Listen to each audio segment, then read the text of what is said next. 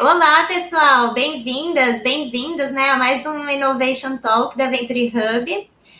Hoje eu estou aqui com o Marcelo Veras. Ele é professor, é escritor, é palestrante, é CEO do Ecossistema Inova, é conselheiro, né? Tem uma lista bem grande, né, Marcelo? Então, eu poderia ficar aqui falando toda essa lista, mas ninguém melhor para se apresentar do que você mesmo. Então, Marcelo, obrigada, bem-vindo, obrigada por aceitar conversar com a gente sobre inovação, que é um tema que a gente adora. Certamente você gosta muito também, né? E, bom, eu queria, por favor, pedir para você se apresentar, né, a sua maneira e falar também um pouco do ecossistema Inova e principalmente da sua atuação, do seu papel nesse ecossistema. Legal. Legal, Maísa, obrigado pelo convite, sempre bom estar junto com vocês da Venture Hub, contribuindo, trocando, estamos sempre juntos, prazer estar aqui. Eu sou Marcelo Veras, gente, eu tenho 36 anos, a idade sendo entregue aí, Maísa, 36 anos de jornada profissional, nos últimos 15 no Ecossistema Inova, onde eu e o meu sócio Luiz Rasquilha, a gente começou ali em 2007, 2008, a nossa jornada com o Ecossistema Inova. A gente tem a divisão de consultoria, pesquisa de tendência, a escola, a Inova Business School, plataforma, enfim. Mas tudo isso em torno de um DNA, de um tripé que a gente acredita muito e trabalha com ele desde 2008, lá se vão 15 anos, que é olhar para o futuro, mapear tendências e usar essa lente das tendências para inovar. Então, inovação é o nosso dia a dia, então é isso aí. Hoje eu divido com o Luiz, mas aí, pessoal, a gestão desse ecossistema, eu mais focado na área de educação, na escola e no corporativo, nos in-companies, e o Luiz na área de pesquisa de tendência e consultoria. Então, a duplinha aí tocando o ecossistema da Inova. Vamos nessa? Vamos conversar, então? Legal, vamos nessa. É um prazer ter você aqui. Eu vou começar com uma que eu começo sempre com essa, tá? Porque eu acho que é um start muito legal. O que é inovação para você? Olha, para mim, para o Luiz, para o nosso ecossistema, a gente costuma definir inovação como uma ideia nova em ação, usando inclusive a própria palavra, inovação, ideias novas em ação. Aí a gente já começa a abrir o leque, Maísa, porque muita gente pensa em inovação sempre focada em produto e principalmente tecnologia, né? E a gente pode inovar em diversas dimensões da gestão empresarial. A gente pode ter uma inovação em modelo de negócio, tendo o mesmo produto, mudando o modelo de negócio. A gente pode ter uma inovação em canais de distribuição, a gente pode ter uma inovação em estratégias de relacionamento com o cliente, a gente pode ter uma inovação em algum dos subsistemas de gestão de pessoas, enfim, qualquer ideia nova que esteja em ação, gerando valor, para nós é inovação. Perfeito. Eu falo que para essa resposta não existe certo ou errado, né? Tem várias perspectivas diferentes e todas a gente consegue ver no nosso dia a dia. E você já puxou o gancho aí, né? Quando a gente fala em inovação, a maioria das pessoas pensa em produto, em tecnologia e tal, mas não é. A gente vê isso em todos os lados, todos os cantos, né? E a atuação de vocês não é muito ligada, assim, diretamente com o desenvolvimento de tecnologia, não é um produto físico, né? Então, como que você vê a inovação aplicada no seu dia a dia? Então, mas quando a gente começou nosso projeto, nossa trajetória, 15 anos atrás, a gente começou com uma solução de consultoria, que era exatamente, na verdade, a gente começou com uma ferramenta, o Translator, num bom português, o tradutor de tendências, que foi uma ferramenta que deu origem ao ecossistema da Inova, e nós íamos para as organizações na época para ajudá-las a olhar para o futuro, né? A gente tem o nosso relatório oficial de tendência, já está na sua 4ª edição, a gente publica a cada 4 anos, a gente faz parte de uma rede global de pesquisa de tendência, enfim, então a gente está sempre com esse olhar muito afiado e muito afinado para as tendências, e o Translator, o tradutor de tendência, nos ajudou a materializar em projetos de consultoria, a tradução de tendência e inovação. Que, repito, pode até ser que seja um produto, mas em muitos casos não é. É modelo de negócio, enfim. Então, daí, um passo adiante, a gente começou a trabalhar a cultura de inovação, porque é óbvio, como tudo na vida, né? Então, você sabe aí, às vezes a gente chega no final do ano, a gente faz um monte de plano, mas a gente não tem convicção de que a gente quer realmente executar aquilo, dando, por exemplo, aí, fazer uma atividade física, mudar um hábito alimentar. Aí começa o ano, a gente vai, a gente começa, a gente faz, tal. Daqui a pouco, antes do carnaval, já voltou tudo a ser como era antes, a gente esqueceu. Por quê? Porque não tinha ali uma jornada desenhada, com a ponta da flecha bem definida. Qual é a minha convicção, onde é que eu quero chegar? Então, aí a gente começa a trabalhar a cultura de inovação e seus ingredientes, né? Então, eu diria assim, a maior dificuldade das empresas é se livrar de um modelo de gestão que imperou por décadas e décadas. Vamos só lembrar aqui, depois de 1920, depois da Primeira Guerra Mundial, começa a administração científica, o modelo taylorista e tal. Depois da Segunda Guerra Mundial, 1950, uma profusão de ferramentas de gestão, mas todas elas, como eu gosto de dizer, mas nas minhas aulas de estratégia, todas elas, nós fomos educados, a imensa maioria de nós foi educado na chamada escola clássica da gestão, que tem os seus pilares. Crie uma empresa, faça crescer, faça essa empresa durar para sempre, encare seus concorrentes, encare quem estiver no mercado como inimigos mortais e passe por cima de todos. Essa é uma linguagem muito militar. Foi nas Forças Armadas que a gente aprendeu a gerenciar um grande contingente de pessoas. Isso imperou por muito tempo. Você busca nas referências de escola clássica de gestão, não tem ali a palavra inovar, não tem ali a palavra transformar. Parece que aquilo que a gente criou, aquilo tem que durar para sempre do jeito que é. E a inovação, por muitos e muitos anos e décadas, ela andou meio ali marginal e tal, mas de 40 anos para cá, se pegar aí, talvez das 10 maiores empresas do planeta, 7 ou 8 não existiam 5 décadas atrás, isso vem mudando numa velocidade muito grande. A inovação hoje e no futuro passa a ser, talvez, se não o principal, mas um dos principais ingredientes para quem quer se manter no mercado, né? Legal, você já até respondeu uma pergunta que eu tinha, mas tá ótimo. Já deu a deixa para várias perguntinhas que eu tinha anotado aqui, mas eu quero voltar um pouquinho, falando dessas tendências, né, que vocês estudam muito isso, né, tendências a curto, médio e longo prazo, e eu acho isso muito legal. Inclusive vocês geram esse relatório que é muito fácil achar, né, o pessoal consegue fazer o download direto do site, não é?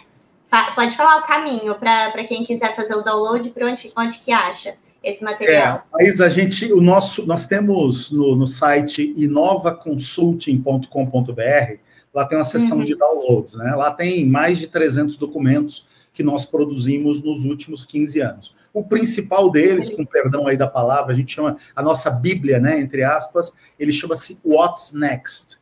É o nosso relatório oficial de tendência, é um trabalho hercúleo que dura quase 4 anos, a gente produz um a cada 4 anos, então ele está lá disponível também, gratuitamente. Lá tem 78 tendências mapeadas, a última edição de 2021, 78 tendências mapeadas, divididas em mega trends, ou mega tendências, que são 10 anos a mais, as tendências comportamentais e as de negócio. Para quem for mais visual e auditivo, quando a gente publicou o What's Next em 2021, a gente gravou também, está lá gratuito, um curso onde o relatório é todo detalhado na plataforma de nossos cursos gravados, na Inova Online. O endereço, olha que legal. www.inovaol.com. inovaol.com, lá tem 4 ou 5 cursos gratuitos, um é o próprio What's Next, é a nossa fonte maior de inspiração. Super legal. Então, bacana, ó, dá para todo mundo conferir esse material que é riquíssimo, eu sempre baixo. Sempre que lança uma atualizada, eu vou lá e baixo.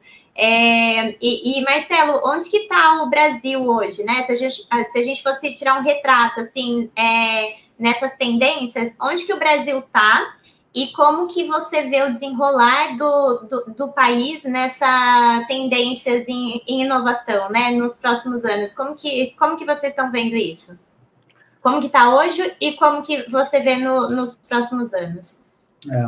Maísa, sempre muito desafiador falar do Brasil, né? Porque, você sabe, eu tô com mais de 30 anos de carreira, desde que eu comecei a trabalhar, que eu ouço que o Brasil é o país do futuro, né? E parece, às vezes, que esse futuro não chega, né? A gente tem desafios gigantescos de educação. Agora, quando a gente vai para o mundo dos negócios, a posição do país hoje ela ainda é muito tímida. Eu vou pegar só um dos indicadores, tá? A gente poderia discutir aqui o relatório do Doing Business, os ambientes de negócio. Aqui no Brasil, nós estamos longe de ter um bom ambiente de negócio, segurança jurídica, questões tributárias, enfim. Você tem uma ideia, falando de inovação, né, de quem está chegando aí ao topo da cadeia alimentar, os chamados unicórnios, a gente bateu agora, em janeiro, 1.400 no mundo. 1.400 unicórnios no mundo. O Brasil tem 21 ou 22. Então, assim, a gente ainda está entre os top 10, mas, assim, muito pequena nossa isso tem inúmeras variáveis para a gente entender esse fenômeno. Agora, há um passo que eu digo sempre, né, e repito aqui, que embora a gente tenha uma classe política, na minha visão, e o desenvolvimento de um país passa necessariamente pela classe política, pela nossa gestão pública, embora a nossa, eu ache uma das piores do mundo, a classe política, quando a gente vai olhar para a classe empreendedora, brasileiro, eu acho que está entre os melhores do mundo. Aliás, empreender no Brasil, eu costumo dizer que é um ato de fé, né?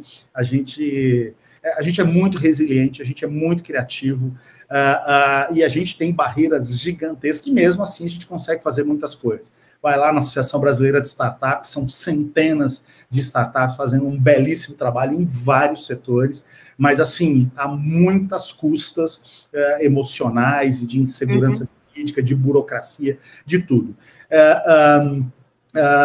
Eu acho que nós temos mais uma oportunidade, nós já perdemos outras, mas essa década 2030, Maísa, para mim, é mais uma onda de Nazaré, aquelas ondas gigantes da Praia de Nazaré, que a gente, como país, a gente pode surfar, né? O Brasil tem uma vocação, uma classe empreendedora fantástica, um mercado consumidor grande, hoje podendo criar empresas também globais. A gente tem várias vocações que estão na crista da onda dos temas mais relevantes dessa década, agronegócio, energia limpa. Então, assim, a gente tem muita oportunidade. Infelizmente, como eu já disse, elas precisam, como o Azarite, inclusive, gosta de falar nas aulas de ecossistemas virtuosos de inovação, a tripla hélice aqui nem sempre está azeitada, tá legal. Mas, enfim, longe de desistir, aliás, a gente sempre brinca, né? Sou brasileiro,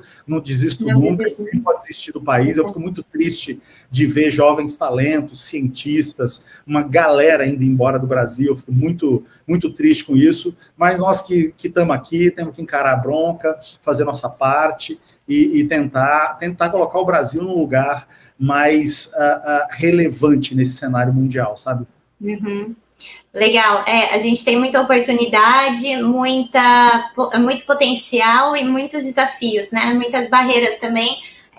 A junção, né? A conexão dos atores dentro do ecossistema ajuda a vencer algumas barreiras, né? Facilita um pouquinho, mas realmente o Brasil é um país cheio de desafios. Para o empreendedor, realmente, né? Para as empresas também é muito burocrático e tal, mas legal. Marcela, quero ir então para outra pergunta que você já começou a responder um pouquinho sobre como as empresas têm que se preparar, né, para estarem ali, se manterem relevantes no futuro. E você já falou um pouco da cultura e tal, mas eu queria que a gente pudesse explorar um pouco mais esse tema, né? Como que você acha que as empresas de hoje elas podem se preparar para o futuro? Para manter a relevância, enfim, para se manter vivas, né, no mercado, e principalmente as que estão em mercados que estão em constante transformação, né? Tem uns que se movimentam mais rapidamente que outros, mas o que você acha que essas empresas podem fazer para se preparar, para não serem pegas de surpresa? Mas usando a nossa metáfora que a gente gosta de usar em aula, é sair da cama quentinha, né? A gente costuma brincar que a gente aprendeu 3 leis de Newton, mas que existe uma quarta, que é aplicada à gestão, que é a chamada lei da estabilidade regular. Né? Um corpo em repouso permanecerá em repouso se a cama estiver quentinha. A gente tem muitas empresas que seguem acreditando na maior falácia da década 2020-2030. Qual é a maior falácia, qual é a maior mentira travestida de verdade que nós temos hoje? Acreditar que o que nos trouxe até aqui nos leva ao futuro. Esse é um dos paradigmas mais difíceis de se livrar da escola clássica de gestão. Voltando à minha frase, né? Crie uma empresa, faça crescer, durar para sempre e atropele quem aparecer na sua frente. Foi isso que nos ensinaram. Num mundo estável, relativamente regular, isso vale. Depois do que a gente consegue ver, do que aconteceu, principalmente depois da chegada do smartphone em 2007, essa conectividade global, custos de transação caindo, gerando novos modelos de negócio, como plataformas, ecossistemas e tal, isso não chega. Então, tem uma palavra que tem que entrar no radar de todos os gestores que queiram que suas empresas cheguem, talvez até o final dessa década, que é a palavra transformar. Transformar. Nos ensinaram a performar.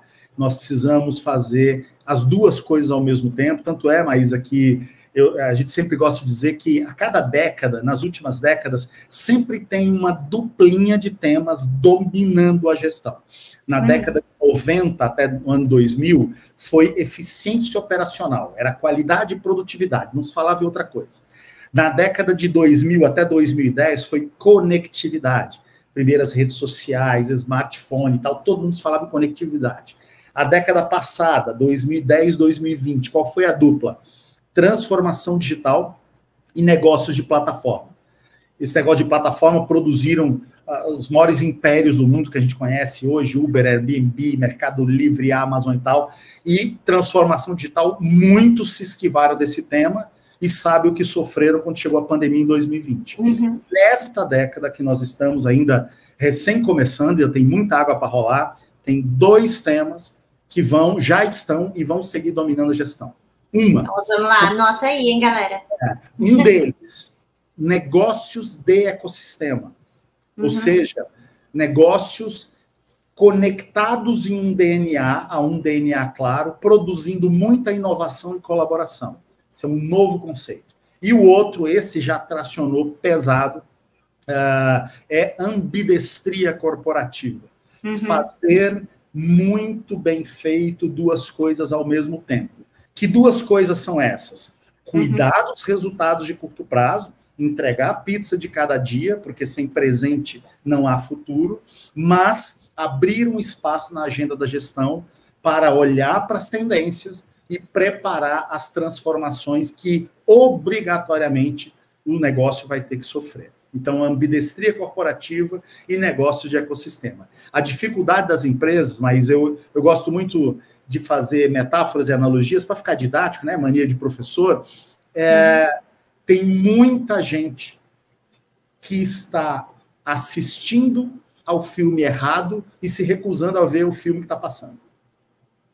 Muita. E eu vou te dizer, que quem está te falando é quem dioturnamente tem contato com executivos, com empresários, seja na escola, na consultoria e tal. A gente sente o cheiro exalando no ar de pessoas ainda acreditando que o que as trouxeram até aqui leva ao futuro. Tanto pessoas físicas, profissionais, como principalmente empresas. Então, eu acho que a palavra que tem que ser recebida com tapete vermelho nas empresas é a palavra transformar. Precisamos olhar para o futuro e entender qual vai ser, a gente gosta sempre de chamar de transição de mercado. Nós somos educados a concorrer com outras empresas. Hoje, tudo bem, a gente continua concorrendo com outras empresas, mas tem um concorrente maior, oculto, que pouca gente está enxergando. São as transições de mercado. O que é uma transição de mercado? É um período de passagem onde o cliente migra para uma nova tecnologia, novas competências são necessárias, a economia adota um novo modelo. Isso são períodos de passagem que realmente abrem uma janela gigantesca para que as empresas estabelecidas que não enxerguem essa transição de mercado sejam, no limite, substituídas por novos entrantes que já entram com a leitura correta do que vai ser o novo modelo de negócio. Perfeito. Eu quero só reforçar, né? Então, as palavras transformação e ambidestria corporativa, né? Eu costumo falar ambidestria organizacional, mas, enfim, é a mesma coisa, são só os termos que vocês podem encontrar ali para ler mais sobre. Mas eu acho importantíssimo essa questão, principalmente da ambidestria, não voltando ali ao que a gente começou a falar hoje nesse bate-papo, a gente falou de inovação, não é só para empresa de tecnologia, não é só para produto, né? A inovação tem que estar em todos os lugares e a ambidestria organizacional também, né? Porque todas as empresas, por menor que seja, por maior, por mais ou menos disruptiva que seja o negócio, a ambidestria organizacional ela precisa estar lá, porque ela não pode esperar o negócio chegar para ela sair, né? Que foi o que aconteceu com muitas empresas na pandemia, né? Levaram um susto ali e tiveram que se adaptar e algumas não conseguiram, né? Então, perfeita a sua colocação, Marcelo, obrigada. Vou seguir, então, para outra pergunta, que eu acho que a gente já começou a responder, mas vamos mergulhar um pouquinho mais nela. O que você vê por aí, né, com as empresas, com quem você conversa, com os executivos, das experiências que você conhece, o que você vê que acontece de erro, assim, que é mais recorrente nas empresas que querem inovar? O que você acha? Ou pode escolher. O que você acha que é o maior erro das empresas que estão querendo inovar, ou o que você vê como erro mais recorrente, que existe em maior quantidade ali em empresas que estão querendo inovar? Olha, mas o primeiro erro, e para mim ele é o principal e é o mais fatal de todos, é falta de convicção.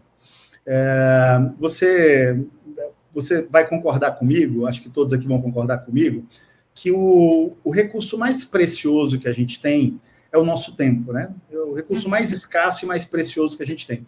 Eu costumo dizer assim que eu descubro em 1 minuto o que é importante e o que não é importante para uma pessoa. Maísa, se eu quiser descobrir o que é importante para você, sabe o que eu vou te pedir? Eu vou te pedir para você abrir a sua agenda para mim. Quando eu olhar para a sua agenda, eu vou falar isso aqui é importante para ela, isso aqui não é importante para ela. E eu dou umas broncas de vez em quando, você me conhece, né? Eu sou provocativo. Tem gente que chega para mim e fala assim, porque eu não faço uma atividade física porque eu não tenho tempo. Mentiroso, mentirosa. Você não faz atividade física porque você não acha importante. Porque se você achasse importante, você ia abrir espaço na sua agenda, você ia colocar atividade física lá. Como você não acha importante e você não põe na agenda, você arruma uma desculpa mentirosa para dizer por que não consegue fazer. O mesmo acontece com as empresas. A inovação, ela tem discurso de inovação, quase todos têm hoje. Mas quando eu peço para abrir a agenda do CNPJ e eu olho para a agenda do CNPJ, esquizofrênico e mentiroso, porque você não vê nada lá, você não vê um tempo discricionário dispensado para fazer aquilo. A inovação não acontece num passe de mágica. Tem as coisas bizarras, né? E eu vejo coisas bizarras. Tem gente que acredita que pegando uma sala, pintando as paredes laranja, botando uns puff coloridos, que vai brotar ideias inovadoras dali. Tem as coisas bizarras, né? Nós temos, mas nós temos... Inovação de palco, a gente chama, né? Nós temos na Inova um modelo, que a gente faz isso há 15 anos, um modelo, uma framework de cultura de inovação, já aplicada em dezenas de empresas. Aliás, na plataforma Inova Online, inovaol.com, tem um curso lá de cultura de inovação. A nossa tese é de que são 8 ingredientes. 8 ingredientes. Se você quiser ter um prato bem montadinho para fazer a coisa acontecer e dar show, são 8 ingredientes. Quais são eles? Primeiro dele, convicção. Aí você fala assim, mas convicção. Tem gente que fala que quer, mas não quer. É aquele paralelo que eu fiz. Eu queria fazer atividade física, mas não tenho tempo. Começa o ano colocando no ano fiscal, ali no planejamento do ano fiscal, quando vira o ano já esqueceu. Já esqueceu. Convicção. Segundo, uma agenda de futuro e tendências. Para nós, a lente das tendências é a melhor lente para se produzir inovação. Nós temos N casos, a gente tem nosso modelo de planejamento estratégico prospectivo, já aplicado em 26 empresas, a lente do futuro e tendências. Então, tem que ter uma agenda de futuro e tendências. Tem que criar um ambiente onde pessoas inovadoras, profissionais inovadores, venham e fiquem, e não queiram sair. Eu não gosto muito da palavra atração e retenção, mas num bom vocabulário é isso, né? É diversidade de pensamento, que obviamente se materializa com gênero, com orientação religiosa, sexual, mas no final do dia a gente quer a diversidade de pensamento. Quarto ingrediente, não acreditamos, recentemente uma grande empresa do setor de cosmético jogou a toalha e acabou com o departamento de inovação. Nós não vimos departamento de inovação funcionar em nenhum lugar. Nós acreditamos, nós chamamos de equipe transversal de inovação, com pessoas de diversas áreas. O que essa equipe transversal faz? Faz o quinto ingrediente, que é um processo de inovação. Quando você ativa a inteligência coletiva, as ideias brotam, porque as pessoas querem protagonismo. Nem todas as empresas sabem como dar, mas as pessoas querem. Quando uma ideia surge, você tem que ter um processo que vai cumprindo etapas, onde essa ideia pode ir para o mercado, ela pode ir para a geladeira, ou ela pode até ir para o lixo. Mas tem que ter um processo. Esse é o quinto ingrediente. Sexto ingrediente, recursos humanos, financeiros. Tem que ter tempo. Senão não existe, de novo, inovação não brota do chão. Sétimo ingrediente, um ambiente minimamente inovador. Aí sim, um ambiente que favoreça conexões, colaboração, que use a teoria das cores para despertar a inovação, a criatividade, é legal. Não produz nada sozinho, mas ele é um dos 8 ingredientes. E, por fim, não menos importante, uma liderança inovadora. Se o topo da organização não tiver uma mentalidade voltada para a inovação, esquece, é melhor nem começar. Então, são 8 ingredientes. Dá um trabalhão de colocar esses 8 ingredientes no prato. E tem um detalhe, Maísa, que quando a gente está em projetos de consultoria, em sala de aula, a gente sempre fala e as pessoas olham com aquela cara, meu Deus do céu. De novo, outra analogia, outra metáfora. Sabe quando você pega 10 laranjas e faz um suco? E vai que você comeu bola ali na hora que você está espremendo as laranjas e uma delas está estragada. A gente sabe, estraga o suco. Uma laranja de 10, estraga o suco inteiro. A gente sabe disso. Aqui é a mesma coisa. Esses 8 ingredientes.